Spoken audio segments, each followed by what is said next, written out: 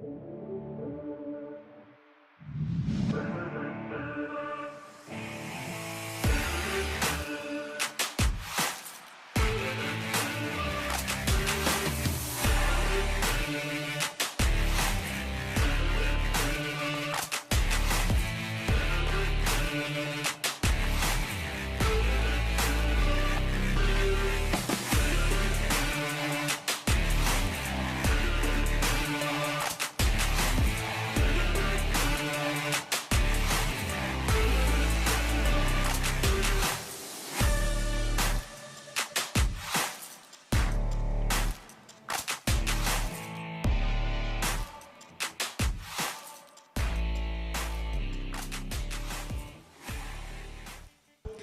month left, fourth in the table, and just 6 games left to go. Can Argyle do it? You'll have to stay tuned to find out.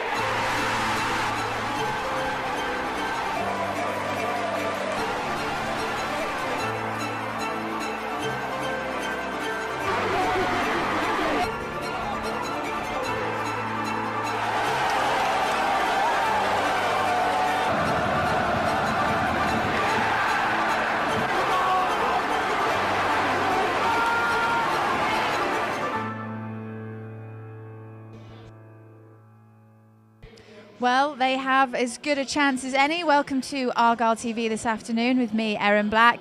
Whether it's going to be automatically or whether it be via the playoffs, promotion is certainly on the mind of everyone here at Argyle. And April in particular is going to be a very interesting month for the season.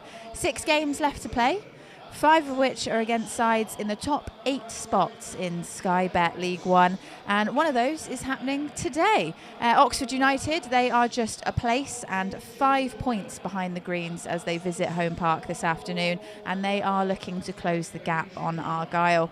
We're going to have the build-up right here on Argyle TV for you until kick-off at 3 p.m. Plus, we're going to be having a look at everything that's going on with Armed Services Day today as well. Today's game, of course, is all about the military, and there are lots of activities and guests planned around the ground for supporters to chat to, interact with and enjoy. We are also going to be speaking with the man who helped organise today's event a little later on, and that is Zach Newton, who is Argyle's club secretary. He will be with us live before the kickoff. And then, of course, we'll have all the team news and interviews ahead of today's game. And joining me to help with that is none other than Ian Stonebridge. How are you doing today, Ian? Good, thanks, Erin, yeah. Very good. Now, today, in particular, Oxford United, sell-out game. How do you think the atmosphere is going to be here at Home Park? Yeah, it should be fantastic. You know, any time you can get a sellout is obviously it's good news for the club, and I think it's even better for the players as well. You know, perhaps coming off a slight disappointment last weekend's result, it's a really good chance for them to get back on track, and they'll have the supporters right behind them today. Yeah. And we've got Armed Services Day happening around the stadium too. Lots of things for people to do. Do you think that's going to be kind of make the atmosphere a bit more special for everyone on a Saturday afternoon? Yeah, I think it does. I think it adds to the occasion. You know, it's already a big game. Obviously, you've already mentioned Oxford in and around Argyle in terms of league position. And so, yeah, not only will it happen on the pitch, but the atmosphere off the pitch, I'm sure, will kind of increase the excitement levels right throughout the day. Yeah, absolutely. I mean, it looks good. We're going to be having the Marines band are going to be going around the stadium before kick-off. So we'll try and bring you that as well and see what's going on. I think Pilgrim Pete's doing a penalty kick-off with someone as well. So stay tuned. It's all happening here. In terms of the football itself, Argyle coming off the back of a loss the other week, but had a really good run of games before that. Will they be looking to bounce back today, do you think?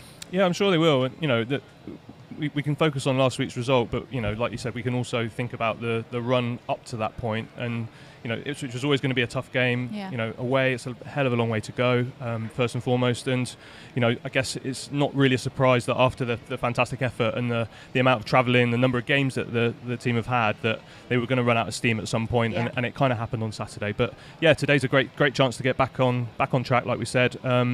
And the thing that I think is most relevant is the previous game against Oxford, and we came out on top in that one, and I think that will be in their minds today. Yeah, I mean, March was a really busy month. Lots of home games as well, lots of games happening. I think Argyle did really well to pull the amount of points out of the bag that they did. But coming into April now, do you think this is going to be the defining month of the season for them? It will be, but that March has stood us in really good stead, and Yeah. That's given us the chance to perhaps be in as good a position as we could have expected at this stage in the season, really, given the way that the results went and the Christmas period. So, being in fourth at this point in time, and still with a little bit of a sniff perhaps of automatic promotion. A team goes on another run at this time in the season, and it can all change again. So yeah, fingers crossed it's Argyle that get on another good run. Yes, hopefully. While the weather may not be putting everyone in the best of moods, because it has been raining a bit, you may notice we're up here in the gantry this afternoon, and conveniently it stopped raining as soon as we got up here. But hopefully Argyle will be able to lift everyone's spirits. And I don't know if you're aware of this question, Ian, but it's written down here, so I've got to ask you. You went surfing last week? What's this about? Yeah, well, surfing might be generous. I mean, my fiance's family are from St Ives, so we were down there last weekend, and fortunate enough to get over in the sea at Godrevy on Sunday. Yeah, there was a wetsuit and a board, but whether there was surfing, I'm not sure. Somebody else more qualified than me can decide that. You're not planning on switching kind of sports? No, I think it might be a little bit too late for that, but there we go. Well, very good. I mean, not perfect weather for surfing today, but hopefully, maybe next time you go, if we can get a little bit of video, we can stick it in the Argyle TV package as a nice little interlude for everyone. We'll ask the guys to come down, shall we? Absolutely. Let's move back to football then. Today, of course, is all about the football. And after last weekend's defeat to Ipswich Town, today has been on the mind of Stephen Schumacher ever since. And here he is speaking to Argyle TV's Dan Cole about it. We gave the lads an extra day off this week, give them Monday off because, as you say, March was a slog. It was a tough grind, but the lads were brilliant throughout the whole of the month. We got 18 points in a real good run. We just ran out of energy, it felt, against Ipswich, so we felt it was important to recharge the batteries and go again. And we trained really well on Tuesday, and the preparation's going well so far. It was an incredible run, wasn't it? I know obviously it didn't end the way that you'd have hoped, but presumably the team can still take a tremendous amount of confidence, having been knocked too much by Saturday's game. Yeah, they're still in. We all recognise that we were below our level, the standard that we've set on Saturday, and occasionally that happens. So the players were keen on Tuesday to speak about that. We discussed it, we analysed it, and quickly put it to bed and moved on. Everyone was positive in training on Tuesday, and the atmosphere was good. And as you said, the confidence should be high because we're fourth in the table and we're absolutely flying in the league. So we just go into Oxford now knowing that it's going to be another good game, another tough test, and we'll have to be at our best again. It was tough for them, and tough for us as well as the coaching staff. It was mentally draining. We don't run around on the pitch and cover the ground like they do, but it takes its toll when you're planning for 7 games in 22 days or whatever it was. So yeah, it was good for everybody just to get away, have a little bit of time at home with the family and whatever for an extra day. It felt nice, and then we're all keen to get back to work on Tuesday. I don't think there's been any sort of drop off in performance when people have been coming in and out of the team, and we've changed things up. The level of consistency has been generally pretty good, so we're really pleased with that, and we're going to need that to continue. So the players who are out of the starting 11, that's why they don't get too down, because they understand that things can happen quickly in football. It can change. Look what happened with Romney on Saturday. In 20 minutes he was back on the pitch, played 70 minutes and done well. So yeah, it's a funny old game, football. It surprises you every now and again, and you've just got to be ready when needed and when called upon. Talking about being called upon, the fans are going to be massive this weekend, aren't they? It's another sell-out. I think it's our 4th of the season. We talk about it all the time, but what's your message to them? How much of a difference can they make for the lads for the running? Yeah, a huge difference. As you've just said, we've sold out a few times this year, and hopefully we'll sell out again for the next 3. It's exciting to be a part of Argyle at the moment, and the fans, I know, walking around the city, speaking to them, everyone is excited, everyone's looking forward to the games, and it should be a good day when they get behind the team. Like I felt last weekend when we were at home here last weekend, the noise was incredible. My little lad was a ball boy in front of the Devonport end and was going wild throughout the whole of the game, so that was quite amusing to watch him sing all the songs. But yeah, we're gonna need that again, because it does help the players. It helps everybody, gets the atmosphere going, gets the energy going, and when you're in tough games and you're having tough times throughout the game. So I'm sure Oxford will have spells on Saturday. We're going to need our fans to get behind the lads and push us forward. They're chasing us, they'll be desperate. I think they've got one game in hand on us, they'll be desperate to try and close that gap, and we'll have to do our best to keep them away from us. Stephen Schumacher speaking there. Now, Ian, how key do you think Stephen Schumacher is going to be in keeping the players calm coming up to the game today and the games coming up? Yeah, I think it's really key, the messages you get from the manager, and that can be, explicit messages in the things he says, but also the way he is around the club and the way he conducts himself in those interviews. I guess at some point soon we'll stop being surprised by it, but he does seem to have taken it in his stride really well since taking over as manager. So, I think he exerts that calmness, and that can only rub off on the players, and I think they'll be focused on the things they can control ultimately, and that's their performance out on the pitch today. Yeah, I mean, when you listen to him, he speaks really well, and it's easy to forget that this is a new experience for him as well as a manager, coming into this role and now finding Argyle in playoff position. Yeah, I mean, we know the club have moved to appoint coaches to support him, but he is the one that's the kind of figurehead. He's the one speaking to the media, he's the one ultimately the buck stops with him. So that pressure, I don't think it's not easy to imagine. I don't think the pressure that football managers are under. It's a nice pressure, don't get me wrong, but the pressure is there, and it's something new for him. Obviously going into this kind of time in the season. Yeah. How well do you think Stephen Schumacher in particular and the squad have done to put themselves in the position they are with the kind of change in manager and everything else that's gone on this season? Yeah, I mean, it's testament to the club as well as the players and the manager in the way that they dealt with that situation, and you could say it was a seamless transition, but in actual fact their results have been excellent and perhaps even better since the change. So that I think kind of justifies the move by the club to kind of have that continuity.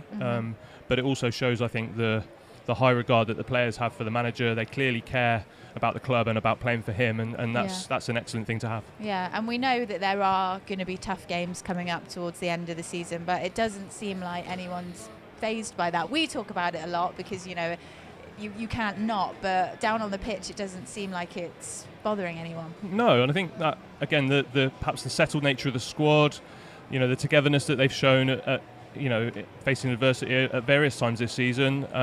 The way that in spite of injuries we've had other players come into the starting lineup, and they've almost always performed really, really well and equipped themselves well. So, I think that gives confidence that there's a squad there behind. It's not just the 11 that are always picked, but there's a squad there that are backing each other up and working really well. Yeah, and the squad today in particular is something we're going to look at now, because as Stephen said last week, maybe a little bit of a stretch too far with a week of training behind them, but they should now be ready for today. And there are a few changes to the team, as you may have seen, so we'll just bring that up on the screen for you. And in the Argyle starting lineup today, we've got the likes of Michael Cooper, Macaulay Gillespie, Jordan Houghton, James Wilson, Dan Scarr, Joe Edwards, Danny Mayer, Niall Ennis, Jordan Garrick, Ryan Law, Panucci Kamara, and then on the bench we're seeing familiar names like Broom and Randall, but also Freddie Osaka back on the bench and Oscar Halls as well. We know there's been a few injuries, Ian. What do you make of what Stephen Schumacher's put out to play today? Yeah, it's more changes perhaps than even we expected. Now, I think people were aware that there were injuries, James Bolton and Ryan Hardy from last weekend, but obviously Sessegnon has suffered something in between, training this week perhaps, and that can happen when you've got the heavy schedule of matches that we've had. Ryan Hardy in particular, I think he was the one that had been almost ever present up front in that run of games. So again, that load of playing matches and training can catch up with you, and it seems that maybe's been the case with him suffering a muscle injury in last week's game. Yeah, I mean, we know Ryan Hardy's going to be out for about 3 weeks. How big of a blow do you think that is in the team as a whole and in the team at this stage of the season? Yeah, I think, clearly you'd prefer it not to happen. Yeah. But Niall Ennis, I think, has been showing some real signs that he's ready to kind of take on that responsibility, in recent games, and he's been getting on the score sheet as well. So it's not like Argyle are kind of scratching around for who to play up front. We've got, again, still 3 really good options there that I think, any other team are going to be afraid of. Jordan Garrick had a great game away at Oxford, so if I was Oxford's team, I'm not going to be pleased to see his name on the team sheet again. So despite the fact losing Ryan Hardy, clearly in terms of him being our top scorer is a blow, we have got some, I think, really accomplished replacements that are ready to step up. Yeah, and another missing name as well, James Bolton. How do you think that's going to impact the lineup? Yeah, he's been fantastic. Since he came almost straight into the team after he'd been out for a long time with injury, replacing Dan Scarr, and now we see the reverse happening. Dan Scarr's back I in. guess the doubt in everyone's mind will be has Dan Scarr had enough time to kind of build himself back up since the injury? But I don't think the club and the medical staff would be making that decision to put him in the team today if they weren't confident that he was ready. So, again, he gets a chance to rekindle that relationship at the back in that back 3 with Mike Cooper behind, and again, hopefully that that prior relationship, that form from before, can start up again today. Yeah, and of course we've got fan favourites like Panucci Kamara back in the starting lineup again. I'm sure he'll be looking forward to playing, and then Luke Jeffcott in but on the bench because he had a little bit of an injury niggle as well, didn't he? Yeah, I think with both of those players being away on international duty, and that can be a disruption to some extent, but again, it's a nice freshness for Argyle to come back into the team. Again, a little bit of rotation, so Adam Randall dropping out of the starting lineup and Kamara coming back in. Ryan Law obviously coming in at left wing back as well. It's a chance for him to stake a claim and going into these last few games of the season. Again, Argyle are going to need their squad. They're going to need all of the players involved to be able to step up and put in those performances. So, today might but well be the start of that for them. Yeah, I mean, one of the players we were expecting to see, Stephen Sessegnon, not on the team sheet today, but he did, he has been stepping up the last couple of weeks. We've seen him playing more and more. He's actually started in 2 of the last 3 games as the left wing back. And while he's not playing today, we did catch up with him just to find out how he was enjoying his time at the Greens. Settled in, probably the easiest that I have in any sort of team. We've got such good characters in the squad that it's made it very easy. And when you're comfortable off the pitch, it's just so much easier to get along on the pitch. So I'm happy, it's been good. So since I've come in, I've just tried to set high standards, and I think that's then gone on and pushed other people to play harder and play better. Along with other signings we've made this window, we've made some good ones, and it's only made a squad stronger. So people know that they have to perform to a high level, or there is just someone just as good to come in and replace them. So I think that's definitely made us play a lot better, and obviously it's come with the results. You can honestly sit down with anyone at a lunch table and just get along, have a good conversation. So I think that helps a long way. We trust each other on the pitch. We can talk to each other anyhow, and it's just a perfect sort of combination, and we do very well for each other. Boys don't seem to rush off after training to go home. And a lot of the boys live down here by themselves or with their missus, so we can sort of stay around each other weekends, during the week after training, so it's good. We have a very good connection. I think your link into joining us was Neil Jusnick and Keith Downing, right? Through the England setup. You knew them very well. They were very influential in your decision. You maybe didn't know Stephen Schumacher that well. Now you've worked with him for a few months. What would you say about your relationship with him? Very good. I feel like we can have a very honest conversation about football or about anything, down to earth. So now I've got a load of respect for him. It's very straightforward with him, and that's all I can ask for, really. You said in your signing interview that you wanted to join the team and push for promotion. A few months on from that now, that looks, with a few weeks of the season to go, very distinct possibility. How motivated are you for that challenge? Very. It's the first time I've been in a squad where, of course, I've been at Fulham and we've done promotions, but first time I've been in a squad where I feel like I'm really involved. And I'm grateful for the opportunity, so I've only got myself to look at to take this opportunity and help the team get promoted. And I know how big it would be for the city. Like I said, the fact that every fan, or most fans that come watch Plymouth, are here week in, week out, so you can see how much they care and how much it matters to them, so that only helps. I've got a duty to turn up every week and perform and show them that I'm willing to fight and go toe to toe. Just how they are, they spend their hard work and money to come watch us play every week. So it's only right. We come at that nice little chat with Stephen Sessegnon there to the lovely Royal Marines band, who are now just walking around the edge of the pitch by me and Ian. This is all part of the Armed Services Day programme that we've got here at Home Park, so you'll have some nice views of them as they make their way around the pitch, and then me and Ian will just carry on talking a little bit of football in the background, which I think will be very nice. So Ian, as we watch the lovely Royal Marines band go around Home Park here this afternoon, one of the things I kind of wanted to talk about is this kind of community spirit, friendship, harmony that goes on amongst players around the club. How do you think the team are gelling at the moment? Yeah, I mean, it's clear from the interview that team spirit is there, that togetherness, and I think in lots of ways Plymouth, Argyle is a unique squad in terms of the geography, in that you pretty much don't have much choice but to live in Plymouth when you're playing for Plymouth Argyle. So that can be different at other clubs. When I played elsewhere, not everyone lived close together, and I think that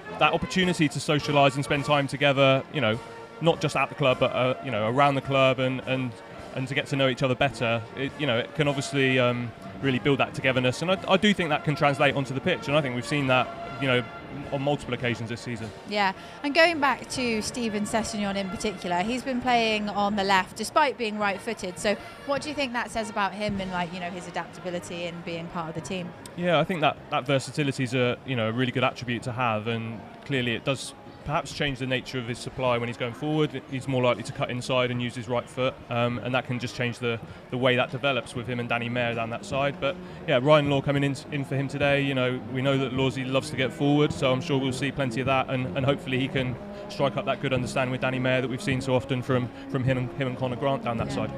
And other players, we've got Romany Critchlow on the bench today. He's had to come in after 20 minutes last week. He's another one without too many games, but he's a crucial member of the team as well. He was, and I don't think we should underestimate the kind of challenge of not playing and then being thrust into a game like that last weekend. To get up to that pace and to get that understanding with the players around him is tough. But as the manager said, I think in his interview earlier, he was really pleased with how he stepped in. And there's a goal that's gone in. It's definitely not his fault. It's a communication issue. It's the back three and the players in front as a whole that have been done for Ipswich's goal. So fingers crossed today with Dan Scarr coming back in, that communication that he's established previously with Wilson, Gillespie can be evident, and we can do well. How easy or difficult is it to come into a team and do well, and also just come into a match like that and do well as well? Yeah, I think it says a lot about the squad as a character, and again, Sessegnon mentions that in that even though players are maybe not in that starting 11, they're in and around the squad. They're treated as equals. Everyone knows they've got a part to play, and I think that's clear from the squad rotation. And as we've already mentioned, we've seen 4 changes today. That's going to happen between now and the end of the season. It could be someone that we don't expect that has a really crucial role to play, before the end of this season. So there's some chances for various players today to really stake a claim for that place. Yeah. And touching on the injuries again, which we mentioned slightly before, what do you make of the depth of the squad now that they've had to factor in these injuries? Yeah, I think it's showing now that that squad is really needed. There were times when we talked about the front 4, that rotation as really being something the manager and the coaching staff had a choice over almost every game, and we were seeing different combinations at various times. Clearly now with Ryan Hardy getting injured, that puts a slightly different slant on things. Connor Grant carrying a knock and missing games as well. It just means there's the team becomes slightly less settled, and obviously in an ideal world you'd have a really settled lineup and you'd be able to kind of pick that team based on freshness, based on the opposition every week. But maybe now there's just going to have to be that little bit more kind of management of players, both from a training load point of view, and also who's coming into form, who can really make a difference in a game. And I think Jordan Garrett coming into today's game could be one that they're looking at to really make that difference. Yeah, I mean, like you've said, all the players, they work well together. There's different pairings that alternate and work, and there seems to be a real union between everyone there, and the band are now actually playing World in Union over our shoulders, which is very nice. It's kind of distracting, just to be taught, like, they're so good. playing over here behind us. Loads of people down by the barriers taking pictures of the band, and a lot of people just kind of stood up as well, stopping to take a look at everything that's going on. It's a really nice addition to the match day, isn't it, Ian? It's brilliant. I think the crowd obviously know that it's happening today, but nonetheless, when they come around, and I think as they're filtering into the ground, it just adds that something extra special to the game. Yeah, I mean, for those of you who, unfortunately can't be here in person, glad that we're able to bring you a little bit of the atmosphere that's happening here at Home Park today, because it is really fantastic. I feel bad for talking, I want to just listen to the band, but we got to crack on with the show. So let's have a little look at the league table and what's going on around the league on screen for you now. It's quite tight up at the top there. We are 4th in the table with 74 points. How many more do you think we need, Ian? I don't like answering the point-based questions up. All I know is the league position for us is unlikely to change today. Obviously, we have got a chance of going above MK Dons. I think that gap to Oxford, if we can get a good result today, we can start maybe focusing on, looking at those games left and seeing what Rotherham are doing. I had a quick peek at Rotherham's remaining fixtures, and they're not much easier than ours. We know we've got a tough run in, but there's a little bit of pressure on them at that stage in the season, and you never know that that slip-up can happen. As we mentioned, a team that gets on a run at this stage, they might be the ones that end up in the right position come the end of the season. Yeah, and all the other sides have a game in hand, which it often gets bandied about, having games in hand, but really that's only convenient if you win. It is. I think, we were in that situation for a long time. I remember, being stood here talking about that for a number of occasions where, we were saying if we win them in hand, we can be in a good position. Argyle did win the games in hand. That's why we've ended up in a fantastically good position now. So, it's the pressure then goes on to the team, and I think the closer you get to the end of the season, perhaps the more and more pressure is on those games in hand because they have to make them count. Yeah. There's 10 points between us and Ipswich in 9th. Do you think there's a risk of us going that far down the table with the games that are left to play? You have to say it looks unlikely, but I don't think it's... It's never impossible. Nothing's impossible. We shouldn't take anything for granted in football. Much stranger things have happened. But like we said, Argyle being in a good vein of form, perhaps other than last weekend. And we can hopefully be looking up the table rather than behind us at this stage. Yeah, and mentioning things, nothing is impossible. Similarly, it's not completely impossible to make it into the top 2, is it? With the way the teams have been playing there.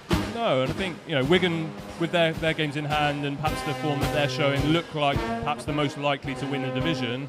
But Rotherham, as I said, they've had a couple of hiccups recently, and they've also got that tough run in to come. There's just a chance, like we said, if they end up on a bad run and either MK Dons or ourselves end up on a good run, there could be some change in those top 2 positions. Yeah, exactly. Now, let's have a little look at what's happening around the league today, what games are coming up, what games are going to be important for us to look out for. We've got Wigan versus Bolton, Accrington versus Cheltenham, Charlton versus Lincoln, Crewe versus Fleetwood, and then Ipswich versus Cambridge, one to look out for, along with MK Dons versus Shrewsbury. Morecambe play Burton today, and also rounding off the fixtures, which will be ones to look at, Sheffield Wednesday, AFC Wimbledon, Sunderland Gillingham, and Wycombe Doncaster. So we'll obviously bring you all the results as they come in at halftime and of course at the end of the game as well. So keep your eyes peeled for that. Hopefully, of course, Argyle will be pulling in a win today. We would like to see, which will make things a lot easier. You can get in touch with us as well on social media. We would love to hear from you. Maybe you're here in the stadium today and you want to just send in a little tweet. I imagine we'll be seeing lots of pictures and videos about the band and the armed services action that's happening around the stadium today. But to get in touch on Twitter at @only1argyle, and then of course Plymouth Argyle on Facebook, and we are on other social media as well. So make sure you get your phone out, send a little tweet. We read them out at half-time at the end of the show, so please do. And I now make it half an hour away from kickoff here at Home Park on Argyle TV.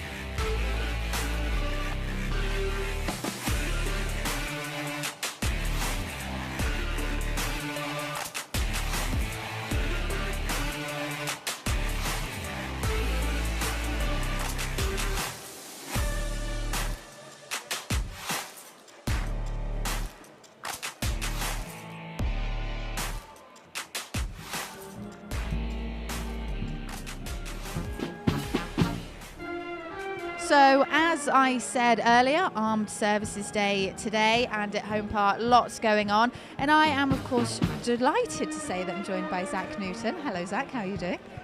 Good afternoon, Erin. It's great, isn't it? It is. It's absolutely fantastic. So, you're the club secretary, in case anybody doesn't know. Looking very smart today as well, I must add. Tell us about today, because you've, essentially organised it all. Yeah, sure. So it's the 12th time we've held Armed Services Day at Plymouth Argyle, and it's a day that's become firmly embedded in the club's calendar. I think it all started some time ago when a guy called Captain David Tall, who was a submarine commander. In fact, I think him and his brother at one point were responsible for 50% of the country's nuclear deterrent running out of Plymouth. But he left the Royal Navy, retired, and he became the CEO of Argyle, and I think it was a way that he wanted to cement that relationship with the club, with the armed forces. Yeah. As I say, we've held it 12 times since then. I've been involved in 6 of them, I think. Yeah. Three times organising it for the military and 3 times as club secretary, and it's a fantastic day. Yeah. And what kind of stuff will the fans see going on today as part of the Armed Services Day? Yeah, there's already been a lot of stuff outside the grounds, some great displays from all of the services. As you can hear in the background, the band of Her Majesty's Royal Marines are doing the best to drown us out. It's absolutely tremendous here. But I actually think it's the best sound in the world, really. It brings back a lot of memories for me. Yeah. The players will be coming out the band are going to play Temper as you come out, traditional, then the band will lead the fans and the crowd in the singing of the national anthem. Yes. And at half-time, there'll be a parade of the Falkland veterans. Of course, today is the 40th anniversary of the invasion of the Falkland Islands, and it's great to see so many veterans here today. Yeah, and we know Plymouth, of course, famously military city. Do you think, holding events like this at the club and around the city in general is just so important for us as a community, isn't it? Yeah, it is. But Plymouth Argyle are very much a community club, and the city of Plymouth is synonymous with the Royal Navy, and I think our place as a community club in the city, we respect the armed forces. We feel very much part of that city family, and I'm delighted to say that the Lord Mayor has managed to make it here today as well, so that's brilliant to see. Yeah, and I mean, we can tell from how you're dressed today, you obviously have your own military history. Am I right in saying you were in the Navy? That's right, yeah. I did. I'm extremely privileged to have had 2 wonderful careers, really. I spent 35 years in the Royal Navy, mainly as an engineer, and then I joined Argyle, which I've been supporting since 1980, but I joined them 6 years ago as a club secretary. So 2 things, sometimes I call them work, sometimes I just think I've had a great life and 2 brilliant experiences. Yeah, and as an ex-serviceman yourself, it must be really important to you, as in your new role at Argyle, to be able to bring this element to it. Sure it is, yeah. I mean, I've obviously left the Navy now, but there's many supporters, in Plymouth and across the country who are serving and ex-service personnel who are massive Plymouth Argyle fans. So it's nice just to kind of bring everything together. Yeah. What do you think hosting days like today achieve for Argyle and the wider community? I think it just shows our support to the armed services and gives the fans the chance to do the same thing, really. It's just really an opportunity to showcase the armed forces, show everybody who are serving how important they are to us and to the city. Yeah, and of course the timing as well with it, as you mentioned, the 40th anniversary of the Falklands War starting. It's very poignant to have all this happening today of all days, isn't it? Yeah, it is, and I think poignant's the right word. I've just been presented with this wonderful plaque. I'm not sure if you can see what have we got? So it says from some of the Falkland veterans. Let's just read it. Presented to Plymouth Argyle Football Club with gratitude. Obviously, Plymouth was at the centre of the preparations for the Falklands War. Yeah. And many ships sailed in the task force down here. But of course, we need to remember the 255 service personnel who didn't come back, sadly, from all services. And there'll be opportunities later in the Falkland 40 celebrations to do that. Yeah, well, thank you for bringing us the plaque so we can have a look at it. Thank you for joining us on Argyle TV. It's an absolute privilege to have you on, especially today. You're going to be enjoying the game, I imagine? Let's hope so. A game of football is going to break out at 3 o'clock and we're going to win. That's what I wanted. That's what I wanted to hear. Thank you, Zach. I will leave you to carry on with your afternoon. Brilliant. Thank you for joining us. And now we'll have a little look at our visitors, Oxford.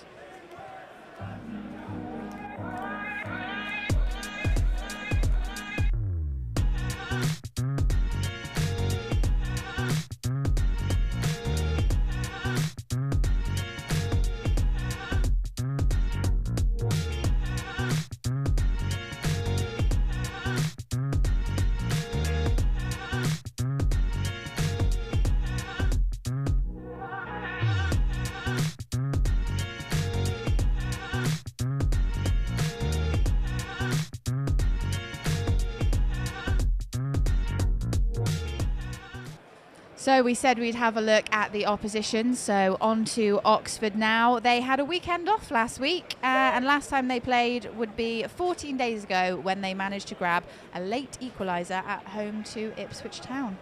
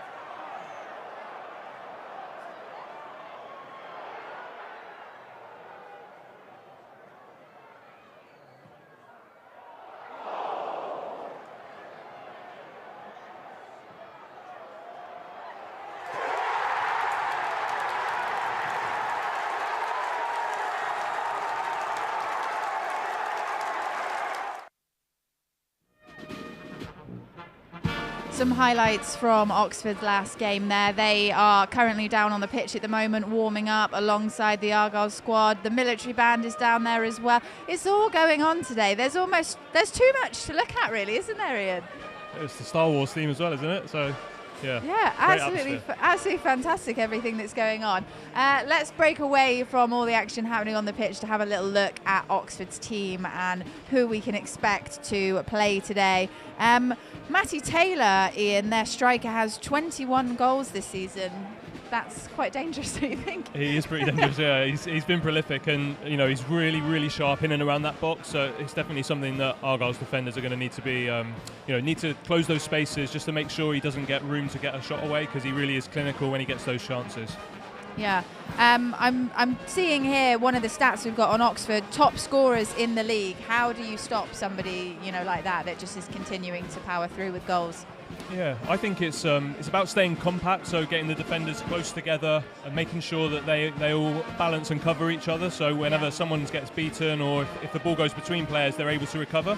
Ultimately, by closing those spaces, you can hopefully remove those spaces that Matty Taylor likes to operate in, and make sure that he can't get attempts on goal. Yeah. But yeah, they're a dangerous team all round. One bonus for Argyle is they're missing one of their influential midfielders, Brannigan, who's got a lot of goals this season. Although 4 of them were in one game from the penalty spot against Gillingham, so a bit of a crazy game that afternoon. But I think he's a really highly rated young player. He's a big miss for them, but that doesn't mean that Argyle will be complacent about this today. How relevant do you think it is missing such an important team member, especially from the midfield section?